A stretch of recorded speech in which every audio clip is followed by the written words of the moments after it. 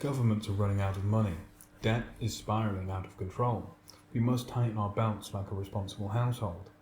These are the kind of statements that we hear from politicians, the media, and financial institutions whenever discussions about public spending arise. But what if they weren't just misleading, but outright false? John Weeks in The Debt Delusion, Living Within Our Means and Other Fallacies, exposes how mainstream economic narratives about government debt serve as ideological tools rather than economic realities. He argues that the debt crisis is a myth used to justify austerity, privatization, and the dismantling of the welfare state. In this video, we'll break down the core arguments of the debt delusion, exposing how debt myths function, why they persist, and how an alternative economic framework could transform public policy.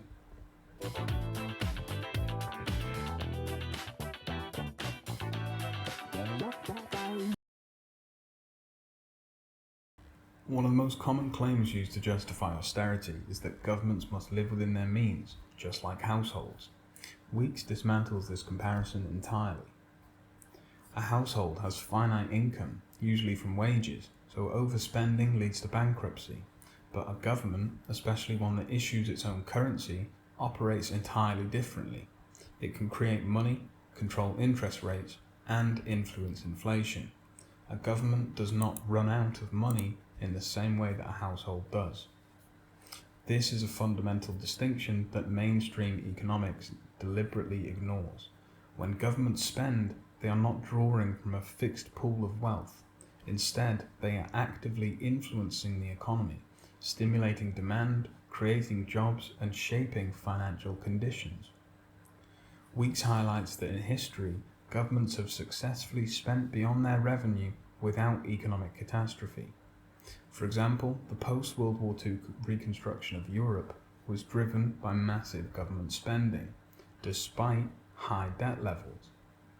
Similarly, the US expanded public programs in the 1960s while running deficits. It's not because that they don't understand economics, rather it's a deliberate way to justify reducing public spending by shifting resources away from social services and privatizing key industries. The comparison between household budgets and government budgets is a political tool used to manufacture consent for austerity. This is why debt concerns appear when discussing healthcare, education, or social security, but rarely when discussing military budgets or corporate bailouts. The debt myth is selective, designed to constrain policies that benefit ordinary people while allowing spending that benefits the ruling class.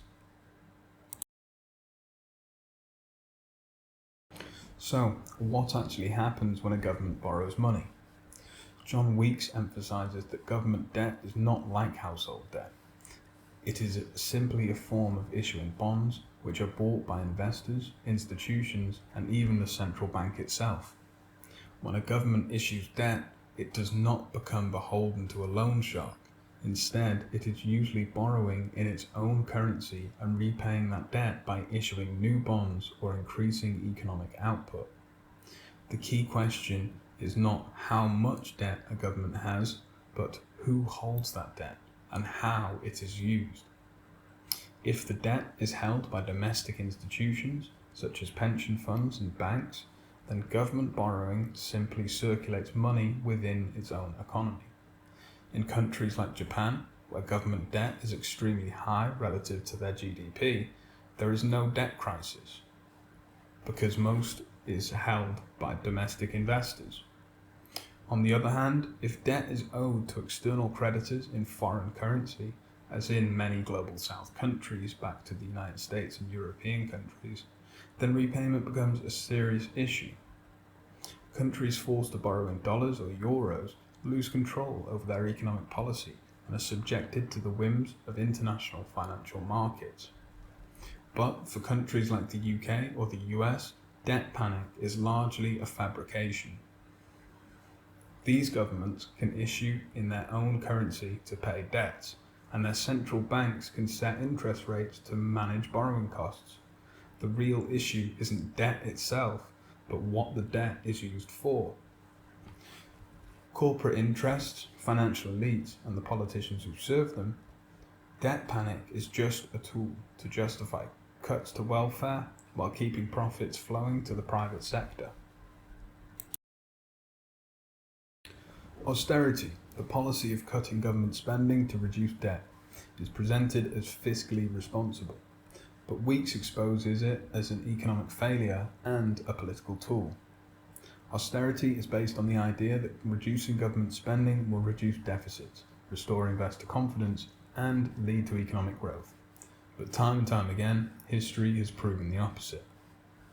After the 2008 financial crash, countries like Greece, Spain, and the UK were all pushed into austerity.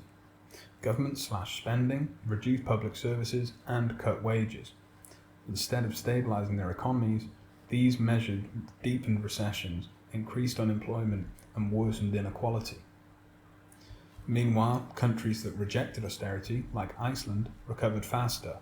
This is because cutting spending during a recession shrinks the economy further, by reducing tax revenue and worsening debt in the long run. Weeks also highlights the political function of austerity. It weakens labour power by increasing job insecurity, it dismantles the welfare state, forcing people to rely on private services, and it shifts wealth upwards by privatising public assets. Austerity, then, is not an economic necessity. It is a class project designed to benefit capital at the expense of labour, because it works for them, not for us. Another myth is that government borrowing actually leads to inflation. Weeks argues that this is a scare tactic with little basis in reality. Inflation happens when demand outstrips supply, not simply because money is being created. In fact, many governments borrow heavily without experiencing runaway inflation. The UK, for example, saw its debt surge during World War II, but rather than collapsing into hyperinflation, it experienced decades of economic growth from it.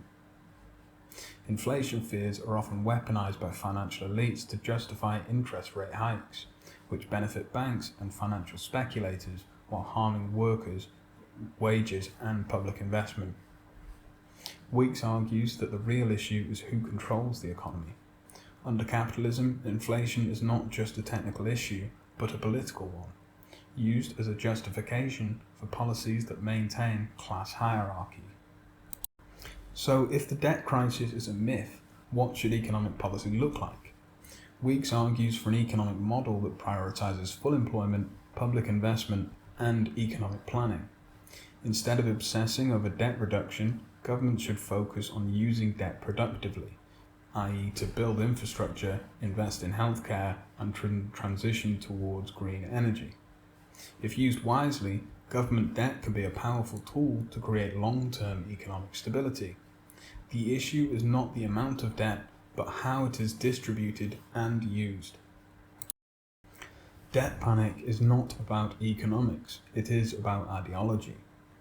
The ruling class benefits from restricting public spending while allowing massive financial speculation. If we want an economy that works for the majority, we must reject these myths and demand policies based on real economic understanding rather than manufactured fear. Next time you hear a politician say, "We can't afford it," remember, we can always afford what serves the interest of capital. The real question is whose interests should the economy serve?